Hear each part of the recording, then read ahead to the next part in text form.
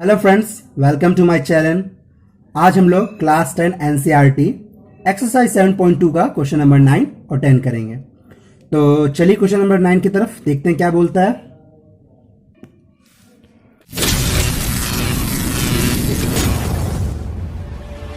Find the coordinate of the point which divide the line segment joining A -2,2 and B 2,8 into 4 equal parts. चलिए इसको solve करते हैं।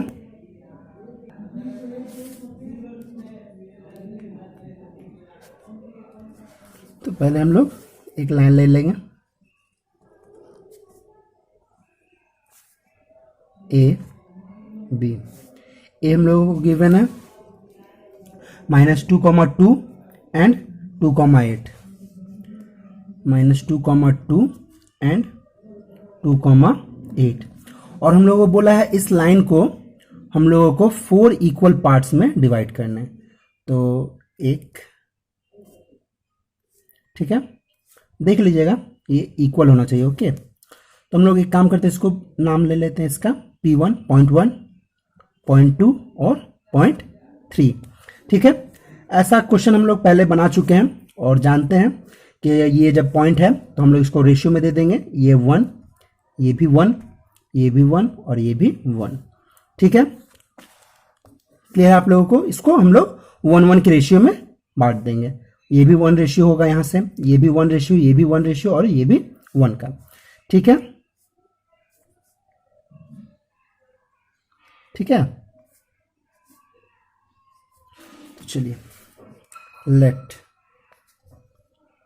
P1, P2 and P3 be the point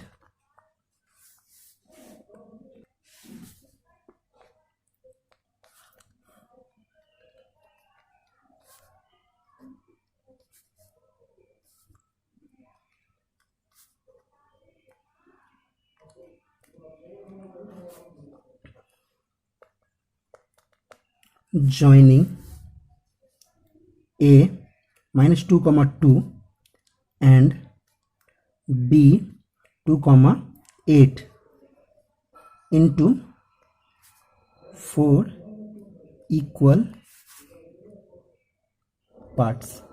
ठीक है, यही चीज को मैंने स्टेटमेंट में लिखा है। तो चलिए देखते हैं। Let P1 is the mid point of A B. देखिए ये ए बी है और इसका मिड पॉइंट क्या होगा? ये P2 होगा।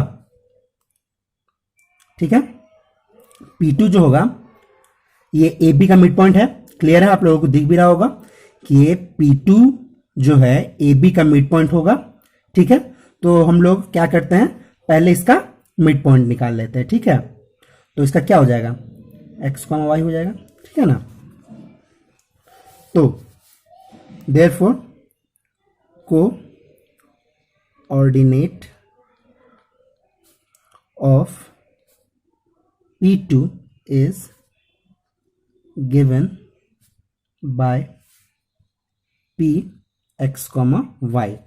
ठीक है, तो देखिए P2 का है ना, तो देखिए P, और मैंने आप लोगों को क्या बताया था, जहां पे भी रेशियो 1:1 हो वहां क्या, कौन सा फॉर्मूला लगेगा? x1 plus x2 by 2, y1 plus y2 by 2। ये x के प्लेस पे और ये y के प्लेस पे।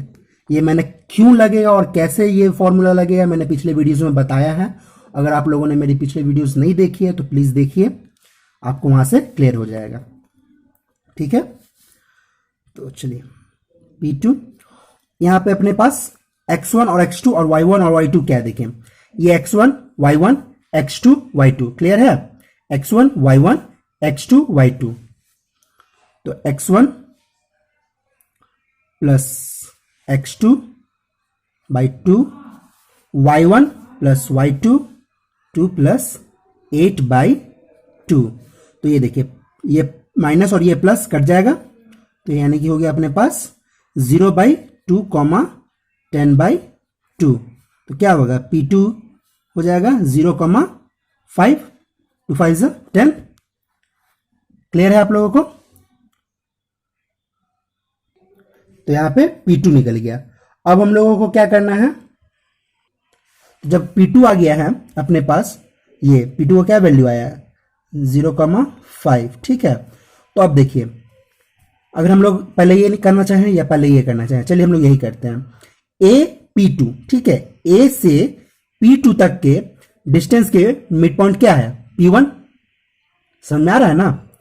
ये ए से P2 0.2, या फिर आप इसको कुछ भी बोल सकते हैं, ठीक है।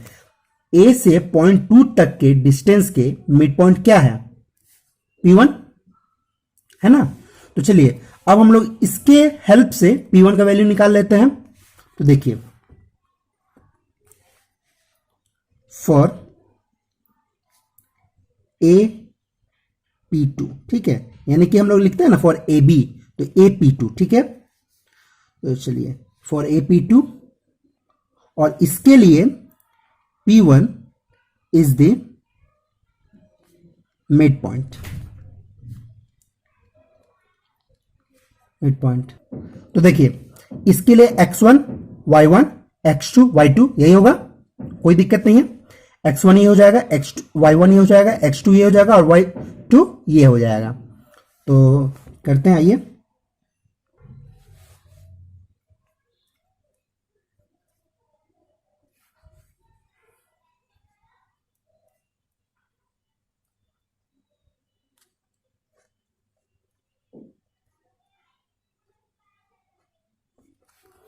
ठीक है, x1 क्या आ जाएगा इसका, -2 प्लस 0/2, और ये जाएगा 2 प्लस 5/2।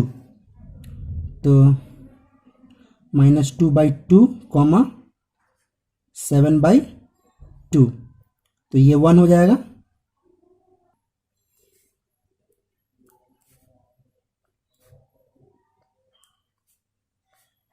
ठीक है, तो हमारा P1 का वैल्यू भी आ गया, -1,7/2।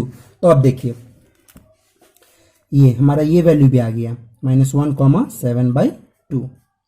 तो अब देखिए, अब हम लोग P2 से B तक के डिस्टेंस का बात करेंगे, तो इसका मिड पॉइंट क्या हो जाएगा, P3। फॉर P2 P, ठीक है, अगर हम लोग P2 से B तक के डिस्टेंस का बात करेंगे तो क्या हो जाएगा, तो P3 is the mid point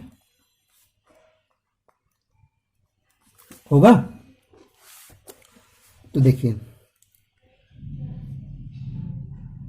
तो P3 का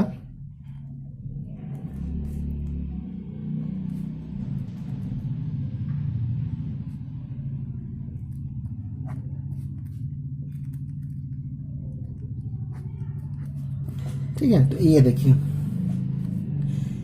यहां से यहां तक के लिए x1 ये हो जाएगा, y1 ये हो जाएगा, x2 ये हो जाएगा और y2 ये हो जाएगा। समझ में आ रहा है ना, x1 y1 x2 y2, ठीक है। चलिए देखिए,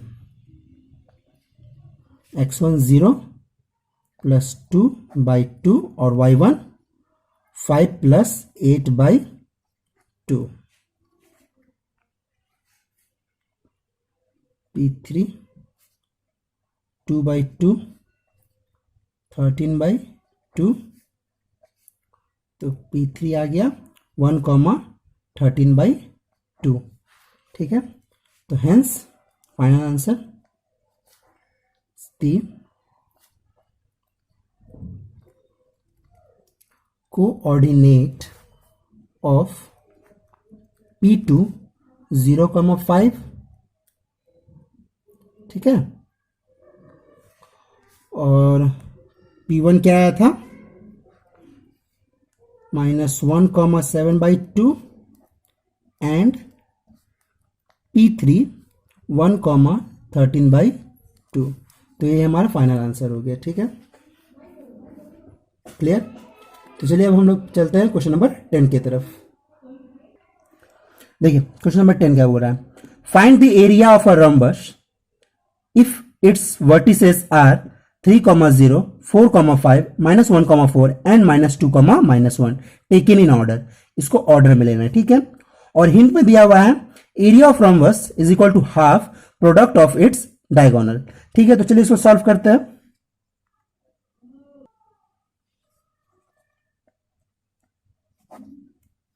देखिए पहले एक रोम्बस बना लेंगे।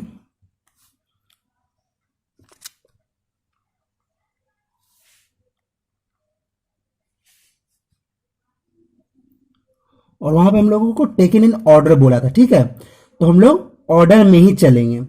आपको जिस तरफ से भी लेना है लीजिए, कोई दिक्कत नहीं है, क्लॉकवाइज या एंटी क्लॉकवाइज, बस सीरीज में लीजिएगा। ठीक है, अगर ए यहां ले रहे हैं तो बी, सी और डी, और उसका वैल्यू भी एकदम उसी के अकॉर्डिंग रखिएगा। तो वैल्यू क्या था अपने पास 3,0, और बी का क्या था 4,5, सी का क्या था -1,4, और डी का क्या था -2, -1 ना। ठीक है, तो यही था अपने पास। Let A 3,0, B 4,5, C -1,4 and D -2, -1।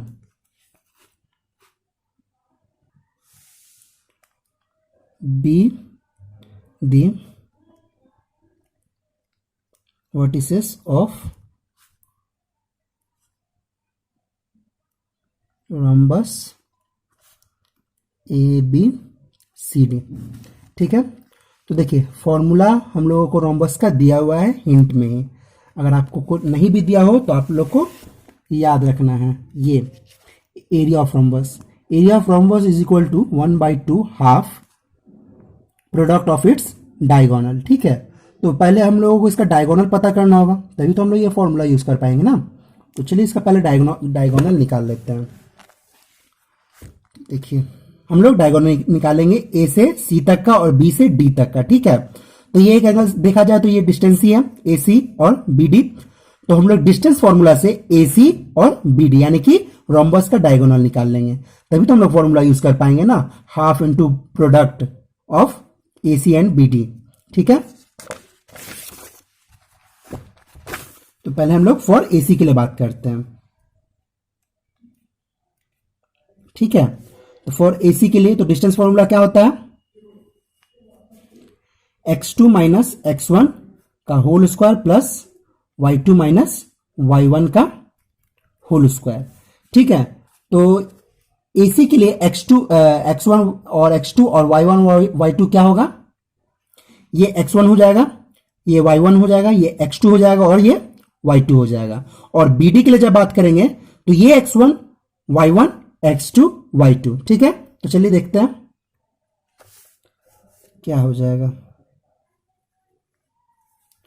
-1 -3 का होल स्क्वायर प्लस 4 -0 का होल स्क्वायर, तो ये हो जाएगा -4 का होल स्क्वायर प्लस 4 का होल स्क्वायर, 16 + 16 32, और 32 का क्या होता है 4√2।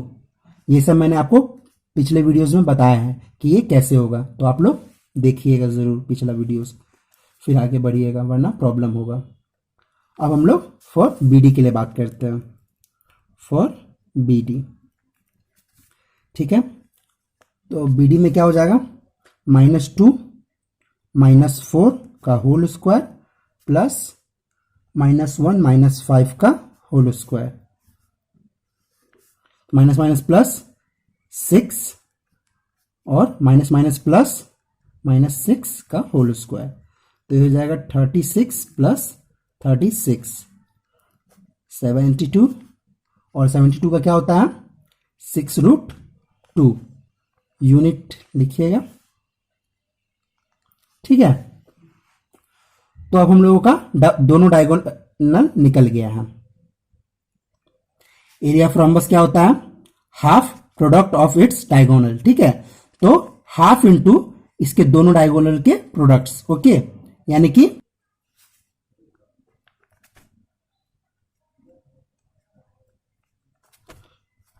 Half AC into BD, product of its diagonal यही होगा ना। देखिए डायगोनल यही है AC और BD, तो इसका डायगोनल यही होगा, product of its diagonal AC into BD, और AC और BD का हम लोग वैल्यू निकाल लिए हैं। देखिए 1/2 इंटू 4√2 इंटू 6√2, तो 2, तो क्या हो जाएगा 2√2 इंटू 6√2, तो ये √2 2 हो जाएगा, और 6 2 12, तो हो जाएगा 24 स्क्वायर यूनिट। तो यहां पे हम लोगों का एक्सरसाइज 7.2 कंप्लीट होता है, और अब हम लोग नेक्स्ट वीडियोस में एक्सरसाइज 7.2 का 7.3 के बारे में बात करेंगे। So thank you.